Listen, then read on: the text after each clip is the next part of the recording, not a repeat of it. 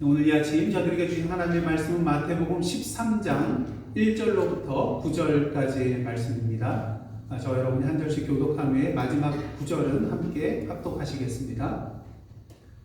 그날 예수께서 집에서 나가사 바닷가에 앉으시매 큰 무리가 그에게로 모여들거늘 예수께서 배에 올라가 앉으시고 온 무리는 해변에 서 있더니 예수께서 비유로 여러 가지를 그들에게 말씀하여 이르시되 씨를 뿌리는 자가 뿌리러 나가서 뿌릴새 더러는 길가에 떨어지매 새들이 와서 먹어버렸고 더러는 흙이 얕은 돌밭에 뜩 떨어지매 흙이 깊지 아니하므로 곧 싹이 나오나 해가 묻은 위에 타서 뿌리가 없으므로 말랐고 더러는 가시떨기 위에 떨어지매 가시가 자라서 기운을 막았고 더러는 좋은 땅에 떨어지매 어떤 것은 100배, 어떤 것은 60배, 어떤 것은 30배의 결실을 하였느니라. 다음 뵙겠습니다. 귀 있는 자는 들으라 하시니라.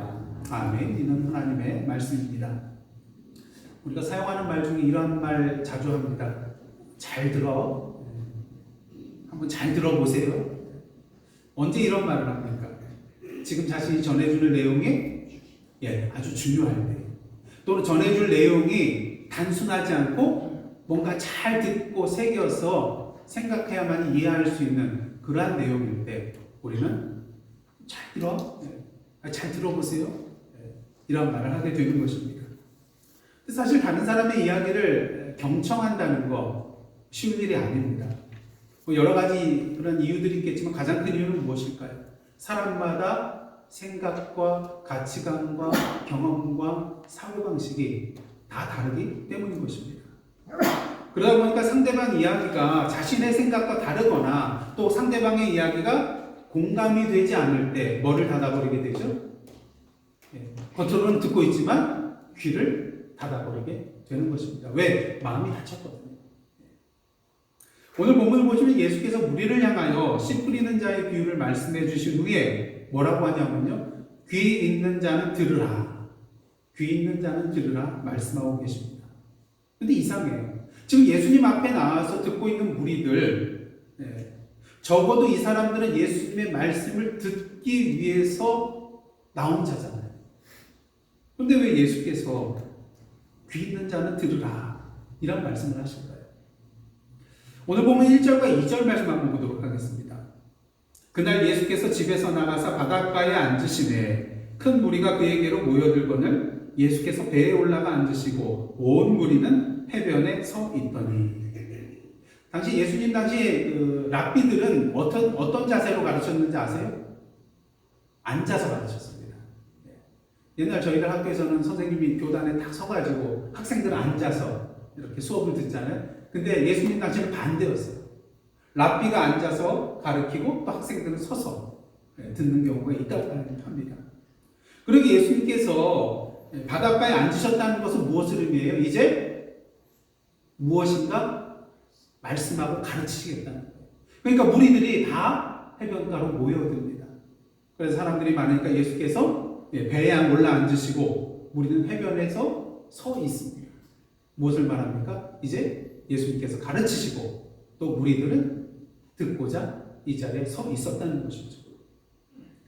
이번에 한국의 국회의원 선거 때에 화제가 된 인물이 있는데요. 이준석 씨 아시죠? 좀 젊은 사람인데 세 번까지 이제 낙선을 하고 이번에 화성구 을로 이제 옮겨가지고 누구도 예상치 못한 결과를 이뤄냈습니다.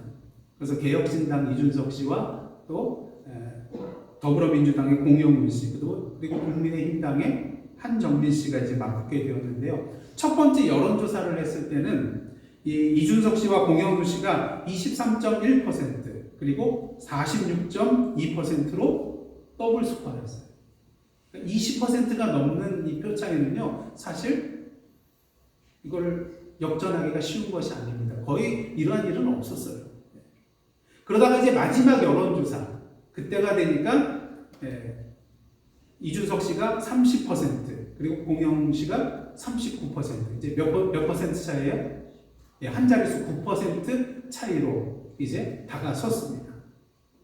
하지만 이제 뭐 선거일을 며칠 앞두고 뭐 이 9% 차이라는 것은요, 예, 오차범위 밖에 있는, 예, 도저히 역전해 나갈 수 없는 그러한 표창이었습니다.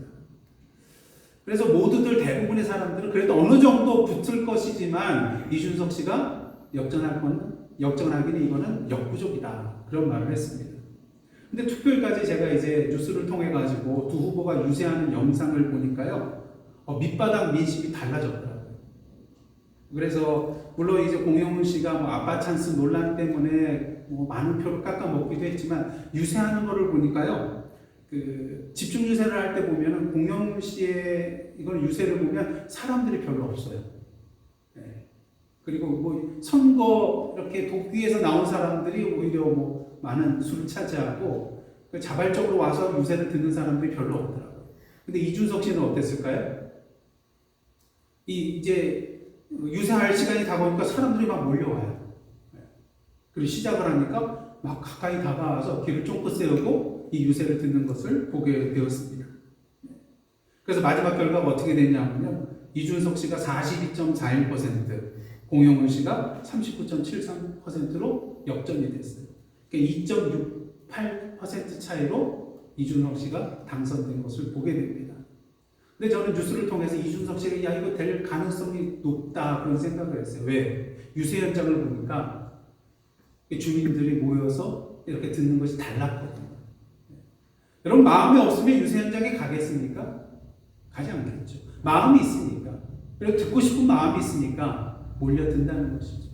그래서 이준석 씨가 이렇게 국회의원 당선되는 것을 우리가 볼 수가 있게 되었습니다.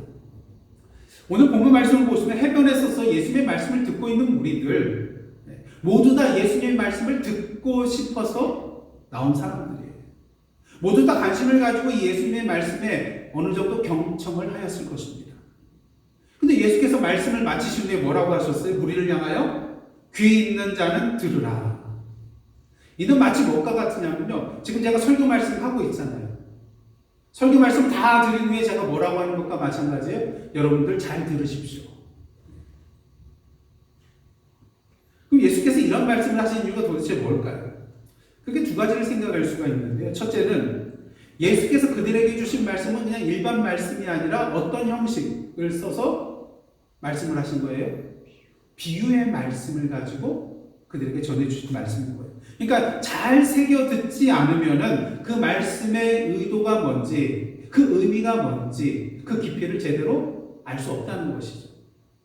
그러니까 예수께서 비유의 말씀을 하신 후에 귀 있는 자는 들으라 말씀하셨다는 것입니다.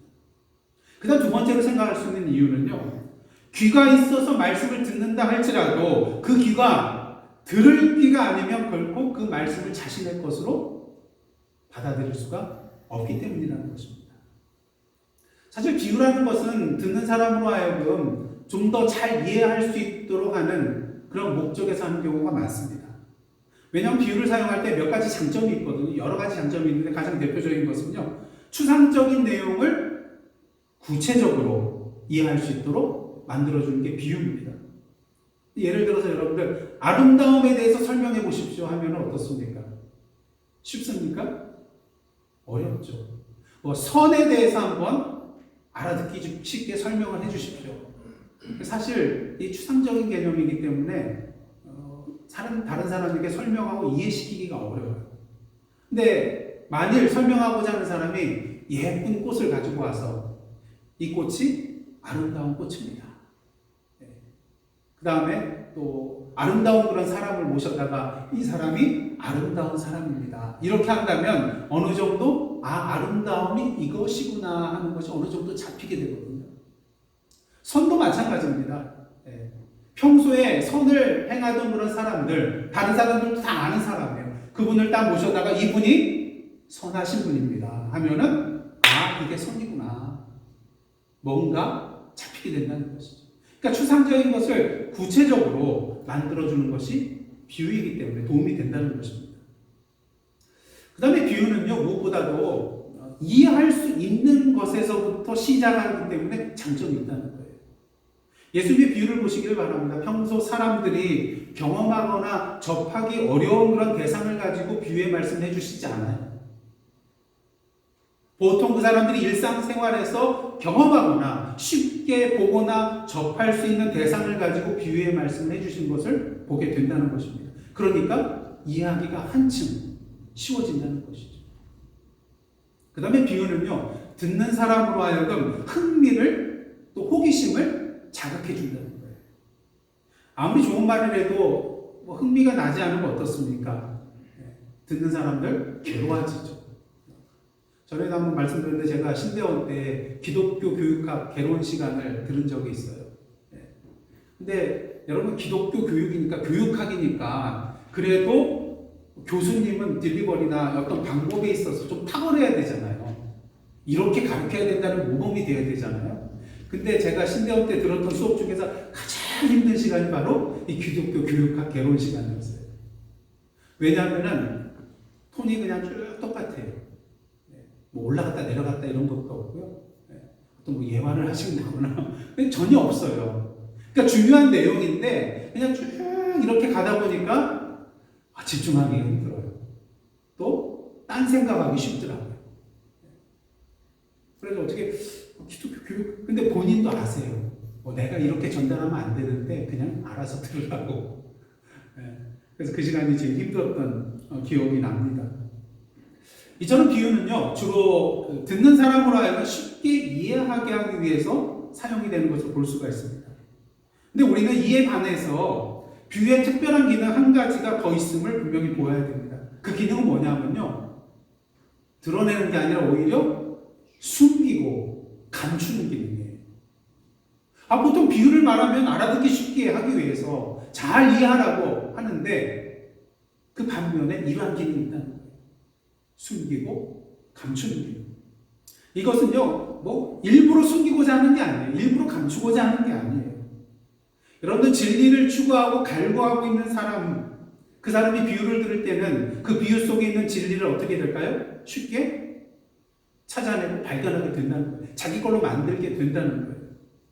하지만 진리를 삶에 대해서 별로 원하지도 않고 자신의 생각과 자신의 편견과 자신의 교만으로 가득한 자에게는 이런 비유의 말씀을 들려줘도 어떻게 됩니까? 그 진리를 찾아내지 못한다는 거예요. 붙잡지 못한다는 거예요. 내 것으로 만들지 못한다는 거예요. 오히려 더 복잡해진다는 것이죠. 그렇게 오늘 본문 말씀 뒤에 나오면 예수님께서 하신 말씀 굉장히 복잡하고 어려운데 그걸 요약하면 이거예요. 진리를 추구하고 알고자 하는 그런 사람에게는 이것이 계시되고 열리는 그런 말씀이 되지만 자신의 그런 아직으로 가득 차 있고 자신 생각으로 가득 차 있는 그런 사람에게서는 이것이 열린 말씀이 되지 않는다는 거예요. 오히려 감추어지고 숨겨진 말씀이 된다는 것이죠. 그러게 예수께서는 우리를 향하여 뭐라고 말씀하신 거예요? 뭐 있는 자는 들으라고요? 귀 있는 자는 들으라. 들을 귀가 있는 사람만 이것을 듣고 이해하고 자기 것으로 만들 수가 있다는 것이죠. 사실 당시 예수님의 말씀을 듣고 있던 무리의 대부분의 사람들은 어떤 사람들입니까? 예수께서 병자를 고쳐주시고 귀신을 내쫓아주시고 여러 가지 기적들을 행하시니까 예수님을 자신의 물질적인 그런 문제들, 일시적인 문제들, 정치적인 그런 문제들을 해결해 주실 그러한 구원자로 생각하고 나왔다는 것이죠. 그러니까 영적인 그런 죄로부터의 구원의 문제는 전혀 생각하지 못하고 그저 눈에 보이는 것, 현실적인 그런 문제를 해결해 주실 수 있는 그러한 구원의 주로 보고 기대하고 나왔다는 것입니다.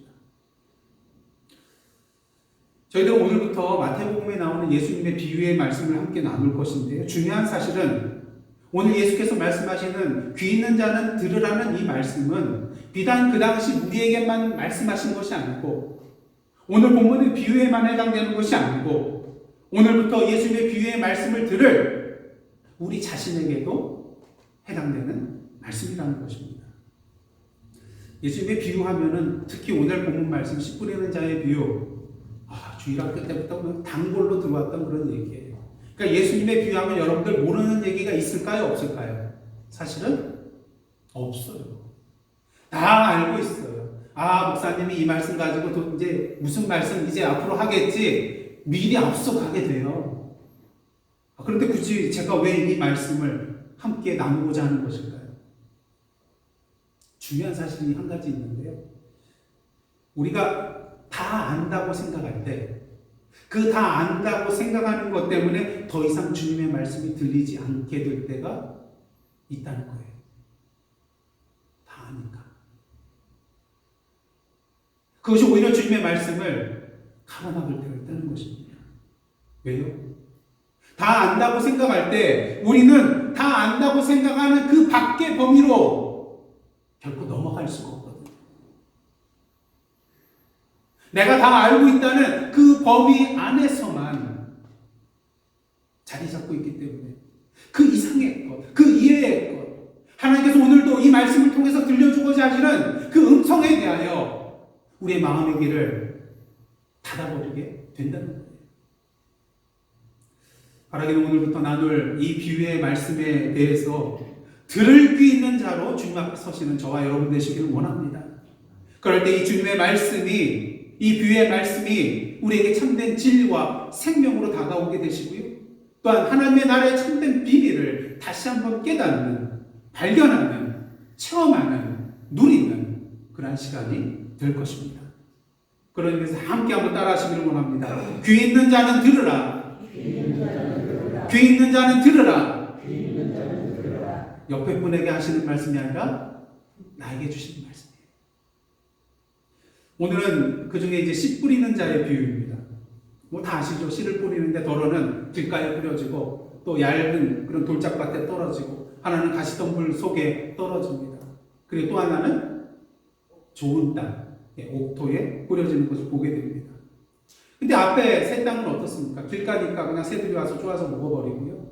그 다음에 얇은 그 돌밭에, 여러분들 팔레스틴 지역 잘 아시는 석회 지형으로 되어 있어서 어떤 데는 그냥 흙이 한 표토에 조금만 있고 그 속으로 들어가면은 그냥 석회암질이에요. 그러니까 뭐 한 10cm 그냥 파들어가면 땅이 거기에 나오지 않는다고. 그러니까 처음에는 뭐 흙이 얕으니까 햇빛 받으면은 온도도 좋고 그래서 빨리 뭐 싹이 나고 뿌리가 나오지만 뿌리가 내릴 수가 없잖아요. 그러니까 햇빛이 났을 때 말라 죽어버린다는 것이죠.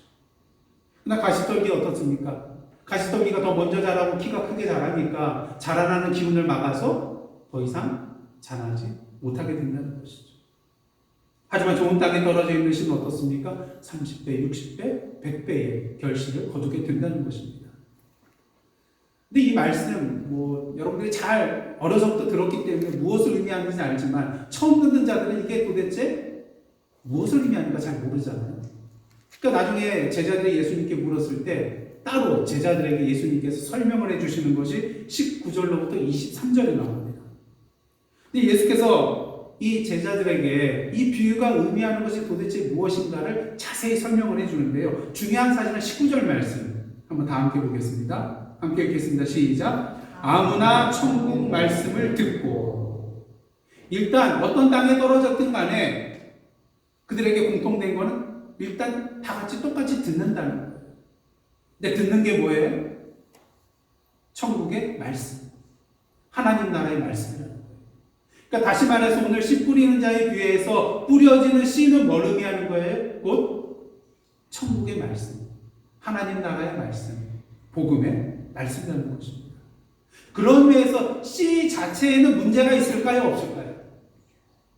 간혹가다 우리가 월마트나 이런 데 가서 이제 그 씨앗이나 또 그거 뭐죠? 그걸 뭐라 그러죠? 그 땅 속에 뿌리채 있는 거 그걸 뭐죠? 예, 그거를 사다가 하는데 어쩔 때는 거기에서 막 싹이 나오고 다 되는데 어떻습니까? 어떤 씨는 나오지가 않아요. 뭐에 문제가 있는 거예요? 씨에 문제가 있다는 거예요. 하지만 하나님이 주시는 이 천국의 말씀, 복음의 말씀은 문제가 없는 거잖아요. 그럼 어디에 문제가 있는 거예요? 땅에 문제가 있다는 것입니다. 만약에 씨가 뿌려졌는데도 거기에서 싹이 나지 않고 자라나지 않고 열매를 맺지 못하게 된다면 이것은 씨 자체에 문제가 있는 게 아니라 땅에 문제가 있다는 것이죠. 그러게 예수께서는 네 가지 땅에 대해서 구체적으로 설명해 주십니다. 길가에 뿌려진 그런 씨에 대한 해당되는 그 땅, 길가의 땅은 무엇을 의미합니까? 듣고도 깨닫지 못한 경우로 악한 자가 와서 그 마음을 그냥 다 뺏어 가버립니다. 그 다음에 돌짝밭에 해당되는 땅은 무엇입니까? 그 말씀을 들었을 때 기쁨은 막 받아요. 근데 양은 냄비가 어떻습니까? 쉽게 끌어올렸다가 쉽게 식어버렸죠. 그래서 자신의 삶 가운데 기쁨으로는 받았지만 아멘 믿습니다 할렐루야 외치지만 이내 자신의 삶 가운데 환난이나 박해가 일어나게 되면 뿌리가 깊이 내려 있지 않기 때문에 그냥 말라 죽어버린다는 것이죠. 그 다음 가시떨기의 땅은 어떻습니까? 말씀을 듣고 싹이 나고 조금 자라나요. 하지만 세상의 염려와 재물의 유혹에 말씀의 길이 막혀버려요. 기운이 막혀버려요. 그래서 결실하지는 못하게 된다는 것입니다. 반면 좋은 땅은 어떻습니까? 말씀을 듣고 어떻게 된 자예요? 깨달은 자. 그 말씀이 무엇을 의미하는가 깨달은 자는요, 무럭무럭 자라나서 30배, 60배, 100배의 열매를 맺게 된다는 것입니다. 그래서 우리가 이 비유를 들을 때 어렸을 때부터 목사님들이 주로 어떻게 설교를 하십니까? 여러분은 이 땅에서, 이 네 가지의 땅에서 어느 땅에 해당되십니까? 자신을 한번 살펴보십시오. 이런 말씀을 하십니다. 그리고 결론적으로는 우리가 좋은 땅이 되어서, 옥토가 되어서 30배, 60배, 100배의 열매를 맺어야 될 것입니다. 많은 설교가 이렇게 진행이 돼요. 맞습니까? 틀립니까? 오늘 제목 보고 말씀 보고 여러분들 그러한 생각도 하셨죠? 아, 뻔하다. 근데 이 메시지 참 중요해요. 내가 어느 밭에 해당이 되는가. 그래서 여러분들이 이 내용에 대해서는 이 밭에 대해서 땅에 대해서 포커스를 맞춘 말씀을 많이 들었기 때문에 저는 오늘 이 땅보다는 씨 뿌리는 자에 대하여 초점을 맞추고자 합니다. 왜냐하면 우리는 복음의 씨를 받아들이는 밭인 동시에 한 걸음 더 나아가서 어떠한 사람일까요? 씨를 뿌리는 자이기 때문인 것입니다. 물론 궁극적으로 오늘 본문 말씀에 씨 뿌리는 자는 누구를 말하는 거죠? 2000년 전에 하나님의 말씀, 하나님 나라의 복음의 말씀을 전하게 하여 이 땅에 오셔서 그 말씀을 선포하셨던 예수 그리스도를 가리키는 것입니다. 하지만 예수께서 누구에게 이 증인의 사명을 주셨어요? 제자들에게 주셨잖아요. 그리고 이 땅에 지금도 예수 그리스도를 믿고 살아가는 우리 또한 예수님의 제자로서 이 땅의 모든 교회와 그리스도인들은 또한 씨 뿌리는 자라고 할 수가 있다는 것입니다. 왜? 주님께서 그 사명을 우리에게 주셨으니까. 우리는 종종 우리를 밭으로만 생각할 때가, 너무 소극적으로만 생각할 때가 많이 있습니다. 그래서 하나님의 나라에 대한 그런 복음의 씨앗을 받아들이고 그 말씀의 은혜를 누려가지고 내가 이 땅에서 복을 누리고 30배, 60배, 100배의 어떤 풍성함을 누리면 되겠구나. 여기에서 그치고 말 때가 많이 있다는 것입니다. 하지만 오늘도 주님께서는 우리에게 원하시는 바는 오늘도 씨 뿌리는 자의 자리에서 살아가라는 말씀이라는 것이죠. 기독교의 변증가인 노먼 바이슬러 박사는요, 변명이라는 그런 제목의 글을 쓴 적이 있다고 합니다. 18년간 그 신학교에서 이제 재직을 하면서 사역을 해왔는데요, 세상 사람들에게 나아가서 이렇게 복음을 전한 일은 없었나 봐요. 근데 이렇게 하는 데는 다 이유가 있잖아요. 그래서 평소에 자신이 이렇게 나가서 사람들에게 복음을 전하지 않은 그런 네 가지 이유를 항상 얘기를 했다고 합니다. 첫째는 내게는 전도 은사가 없습니다. 분명한 건 빌리그레엄 목사님과 같은 분들이 그 은사를 가졌다는 것이고, 마찬가지로 분명한 건 내게는 그러한 은사가 없다는 것입니다. 둘째는요, 나는 가르치는 은사를 갖고 있는데 내가 가르치는 학생들은 모두 뭐예요? 신학교니까 신학생이잖아요. 다 믿는 학생들이잖아요. 그래서 그들 가운데 회심자를 얻는다는 것은 참으로 어려운 일입니다. 이미 다 믿고 있잖아요. 셋째는요, 나는 인격과 동떨어진 전도를 좋아하지 않습니다. 따라서 교제를 통한 전도를 하려고 합니다. 남에게 억지로 복음을 쑤셔 넣으려고 하지 않습니다. 근데 전도가 꼭 뭐 억지로 쑤셔 넣는 것만 전도인가요? 인격적으로 한다면 안 믿는 사람들 좀 나가서 인격적으로 만나서 할 수도 있는데 그냥 이걸 핑계로 하더라고요. 그 때로는요 그냥 쑤셔 넣는 전도법도 필요하더라고요. 옛날에 제가 한국에서 총회 전도학교를 이제 수료를 했는데 거기서 이런 예를 말씀드리더라고요. 그러니까 어떤 FM이 어떤 정해진 방법은 없다는 거예요. 하나님께서 어떤 방법을 통해서 역사할지 모르기 때문이죠. 그래서 어떤 사람이 예를 드는데 아파트에 이제 초인종을 눌렀대요. 그래가지고 이제 예수 복음에 대해서 하는데 그 사람은 막 욕도 해야 되고 막 그러더래요. 그래서 이 사람이 한마디 소리 지르고 막 도망 나왔대요. 무슨 말인지 아세요?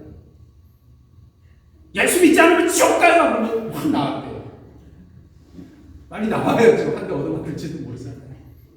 근데 그리고 나서 시간이 지나서 그 사람이 어디에 나타났어요? 교회에 왔다는 거예요.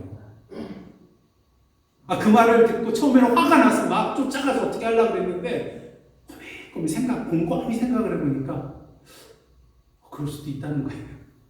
그래서 마음에 어떤 찔림이 있어가지고 그 충격적인 말 때문에 나왔다는 거예요. 그렇다고 여러분들 아무 집에 나가서 초인종 누르고 당신 안 누르면 지옥 갑니다 이래서는 안 됩니다.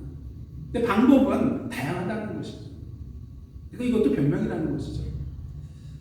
그러니까 넷째로 참 놀랄만한 일인데 만약 하나님이 전능하시다면 굳이 내가 없어도 친히 그 일을 하실 수 있기 때문입니다.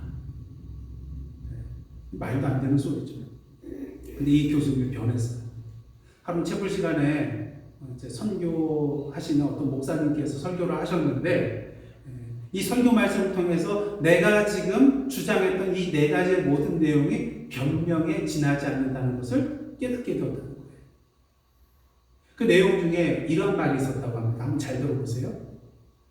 저는 여러 해 동안 선교사로 일해왔는데 부르심을 받은 적이 없습니다. 우리가 선교사님 하면은 주님으로부터 어떤 소명, 구체적인 부르심을 받고 또 사명을 받는 보내심의 그런 경험과 체험이 있어야 되잖아요. 근데 이분은 하나님께서 나를 부르셨다는 그런 게 어떤 구체적인 체험은 없었던 것 같아요. 저는 여러 해 동안 선교사로 일해왔는데 부르심을 받은 적이 없습니다. 그 뒤에 말이 참 중요해요. 그냥 여러분과 마찬가지로 복음을 전하라는 명령만 받았을 뿐입니다. 구체적인 부르심은 없었지만 주님께서 명령하셨기 때문에 선교는 어떤 특정한 사람에게 주신 명령이 아니잖아요. 믿는 모든 자들에게, 주님을 따르는 모든 제자들에게 주신 지상 최대의 명령입니다. 주님이 부르시고 보내시고 이거 상관없이 모든 그리스도인들이 마땅히 해야 할 것이 바로 선교라는 것이죠. 전도라는 것입니다. 그러기에 교회는 항상 선교적 교회가 되어야 돼요. 저희 교회 이름에 선교자가 붙었지만 사실 교회 이름에 선교자 이름이 붙을 필요가 없어요. 왜? 교회는 원래부터 선교적인 교회가 되어야 하기 때문인 것입니다. 이 노만 가이슬러 교수님이 이 목사님의 말씀에 충격을 받았어요. 그래서 어떻게 됐을까요? 그 후로는 이 네 가지 변명 입에도 담지 않고 전도자의 삶을 살게 되었다고 합니다. 여러분, 복음을 전한다는 것은요, 말주변이 좋아야만 하는 것이 아니에요. 어떤 전도에 대한 은사가 있어야 하는 것도 아닙니다. 왜? 전도라는 것은 주님께서 우리 모두에게 주신 명령이요, 내 능력이 아니라 성령의 능력과 인도하신 가운데 행해 나아갈 수 있는 것이기 때문인 것이죠. 그러게 우리는 예수님을 따르는 제자로서 오늘도 어떠한 자로 살아야 돼요? 씨 뿌리는 자로 살아가야 한다는 것입니다. 중요한 사실은 오늘 씨 뿌리는 자의 비유를 통해서 주님께서 뭘 말씀하시냐면요, 씨 뿌리는 자의 삶 가운데 힘들고 절망스러운 일들이 다가올 수 있다는 것을 우리에게 분명히 말씀해 주고 계신다는 것입니다. 여러분들 인생들 살아가는 데 있어서 가장 힘들고 절망스러운 때는 언제일까요? 내가 최선 다해 열심히 일하고 땀 흘렸는데, 내가 이렇게 심었는데 아무런 그런 것도 건지지 못했을 때, 어떠한 결과가 나타나지 않았을 때, 심은 대로 거두지 못할 때 괴롭죠. 힘들죠. 가뭄 때문에 파종을 못하고 있어요. 가까스로 파종을 했는데 장마 때문에 문제가 생깁니다. 장마를 이겨냈다 했더니 이제 병충해가 돌아가지고 문제가 납니다. 이 병충해까지 다 해결하고 이제 추수 때를 기다리고 있는데 태풍이 몰려서 확 휩쓸어가요. 근데 여러분들 인생 가운데 수도 없이 겪었잖아요. 여러분 인생길이 여러분이 계획하고 기대한 대로 다 이루어지던가요? 아니잖아요. 정말로 최선을 다하고 땀 흘리며 노력했는데 그 모든 수고가 헛된 것이 되고 말 때 우리는 인생들 가운데 주저앉아 버리고 눈물 가운데 탄식하며 한숨을 쉬게 된다는 것이죠. 여러분 씨를 뿌리는 목적이 뭡니까?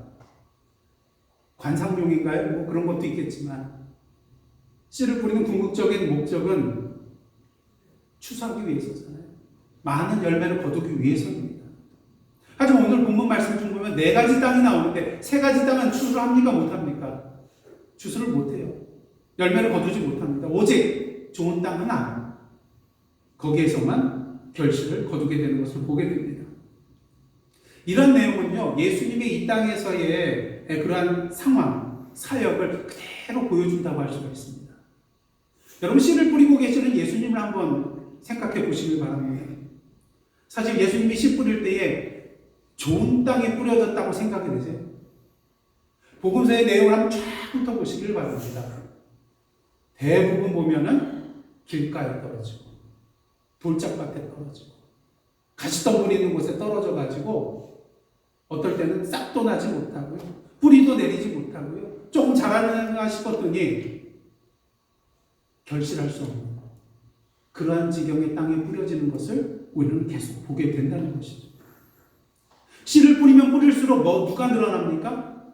대적하는 사람들이 늘어나요. 심지어 죽이려고 하는 사람까지 생겨납니다. 오늘 본문을 보시면 많은 무리가 예수님께 나왔어요.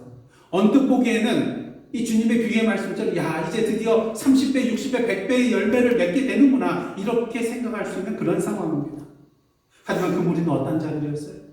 앞에서 말씀드린 바 예수님의 기적을 바라고 모여든 사람이었다는 것이죠.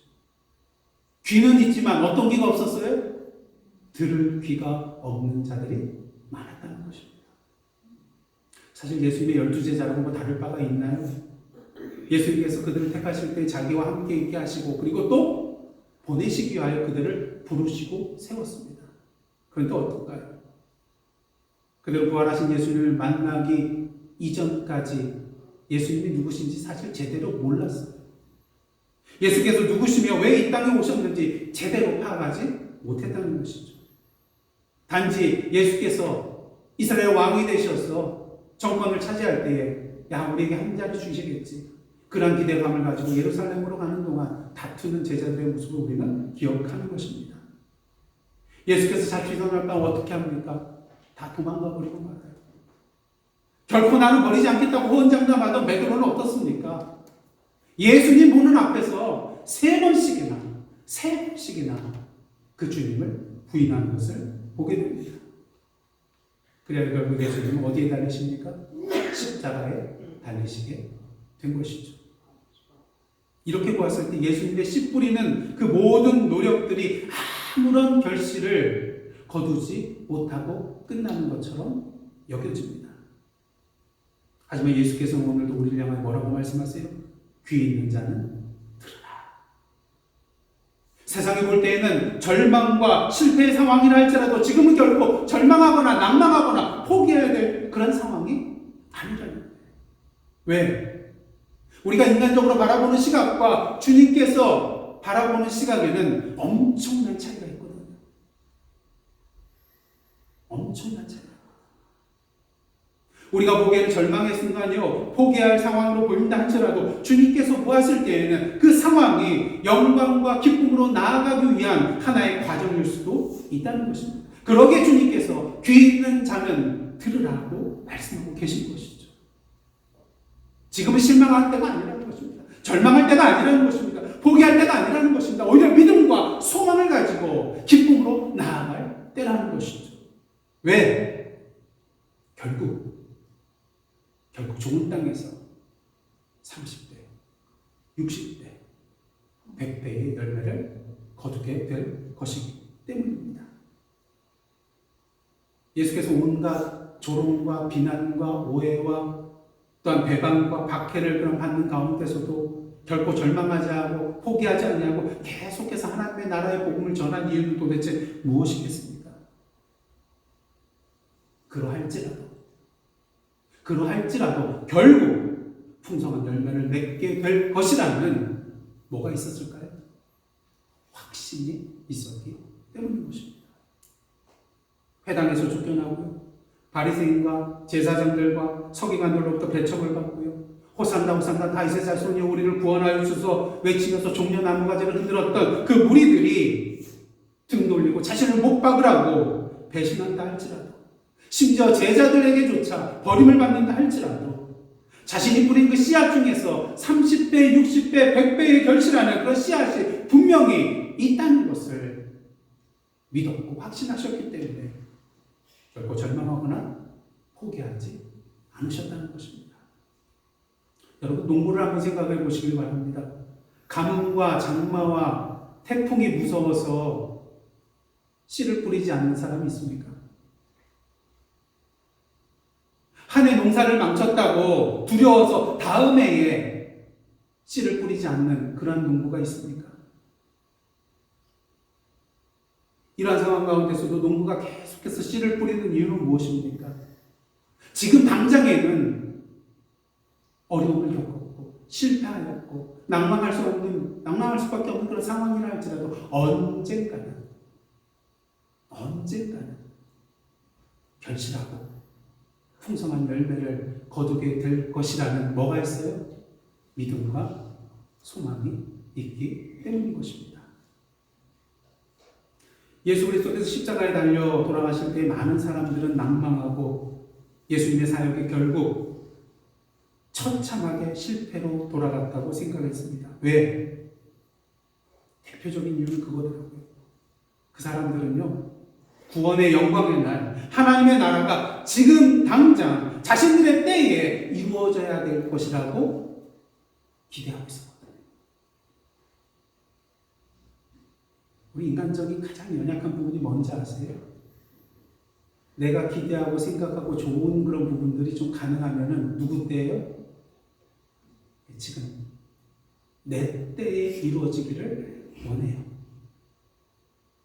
그건 누구의 시간이에요? 나의 인간적인 시간이에요. 하나님의 시간이 아니에요. 하나님의 때가 아니에요. 근데 우리는 연약한지라 하나님 지금 왜 지금 안 이루어주십니까? 지금까지 기다리고 지금까지 땀 흘리고 지금까지 헌신하고 지금까지 나 자신을 들여나갔는데 왜 지금?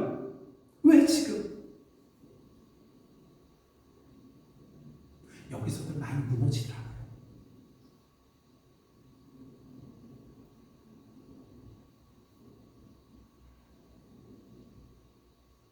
여러분, 십자가에서 예수께서 뭐라고 하셨습니까?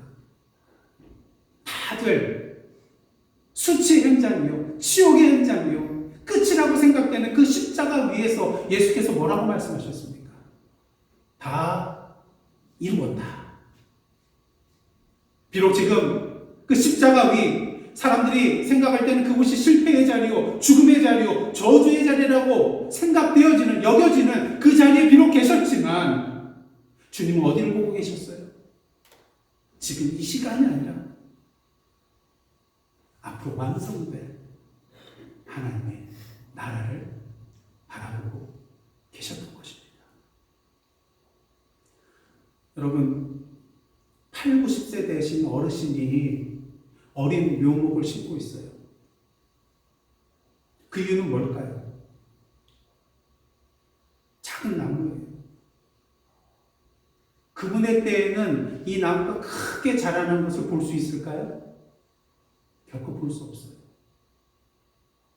자기 당대에는, 자기 시대에는 이거를 누릴 수가 없어요. 하지만 무엇을 보고 있습니까?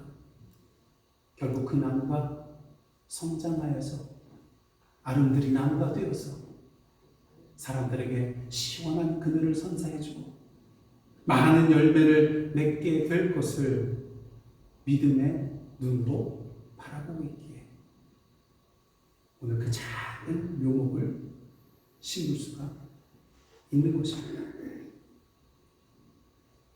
주님께서 말씀하십니다. 귀 있는 자는 들으라. 하나님의 말씀을 듣고 깨달아 결실하는 좋은 땅이 되라는 말씀인 동시에 한 걸음 더 나아가 예수께서 그러하셨던 것처럼 포기하지 아니하고 믿음으로 씨를 뿌려 나아가는 오늘의 씨 뿌리는 자의 삶을 살라는 주님의 초대 명령입니다.